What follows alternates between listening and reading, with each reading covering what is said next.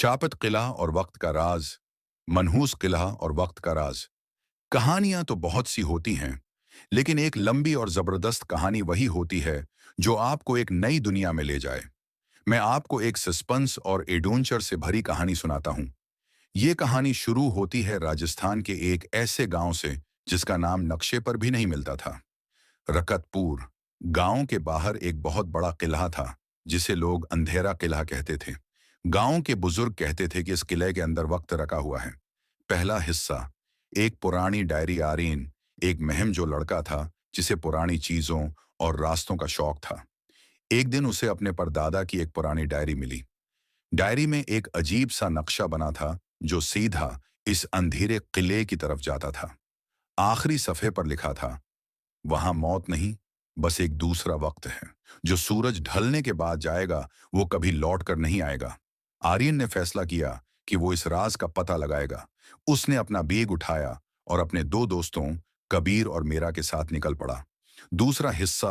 कुले का दरवाजा। जब वो कुले के बड़े लोहे के दरवाजे पर पहुंचे तो दोपहर के 3 बज रहे थे।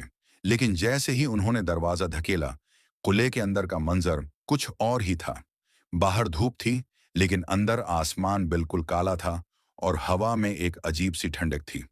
अचानक कुले का भारी दरवाजा अपने आप बंद हो गया।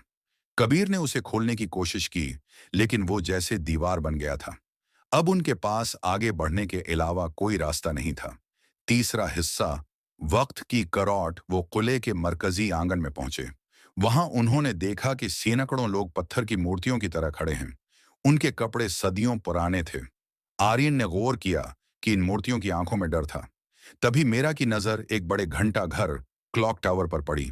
इस घंटे की सुइयां इल्टी घूम रही थीं। हर बार जब घंटा बजता, कुल्ले की दीवारें थोड़ी नई होने लगती। आर्यन, हम पीछे जा रहे हैं। मीरा चलाई। ये कुल्हा वक्त में पीछे जा रहा है। अगर हमने उसे नहीं रोका तो हम इस जमाने में पहुंच जाएंगे जो अब मौजूद ही नहीं है। चौथा हिस्सा।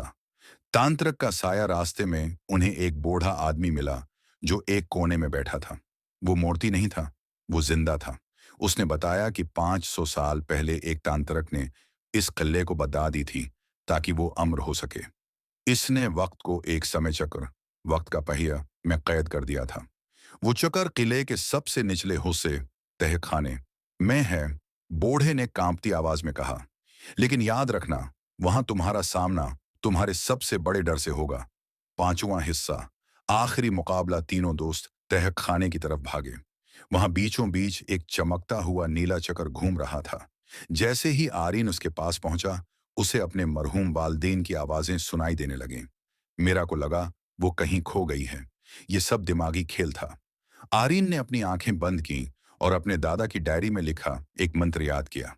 वक्त न रखता है न मरता है, वक्त सिर्फ बहता है। उसने अपनी पूरी ताकत से एक भारी पत्थर इस चक्र पर दे मारा। एक जोरदार धमाका हुआ। पूरा किला हिलने लगा। रोशनी इतनी तेज थी कि उनकी आंखें चंधिया गईं। उख्तिताम। एक नई सुबह जब आर्यन ने आंखें खोलें तो वो किले के बाहर झाड़ियों में पड़ा था। सूरज निकल रहा था। कबीर और मेरा भी उसके पास ही थे। जब उन्होंने पीछे मुड़कर देखा तो वहां कोई किला नहीं था, सिर्फ एक पुराना खंडर था जो मिट्टी में मिल चुका था। आर्यन की जेब में इस डायरी का एक पन्ना अब भी था, जिस पर अब लिखा था, तुमने वक्त को आजाद कर दिया,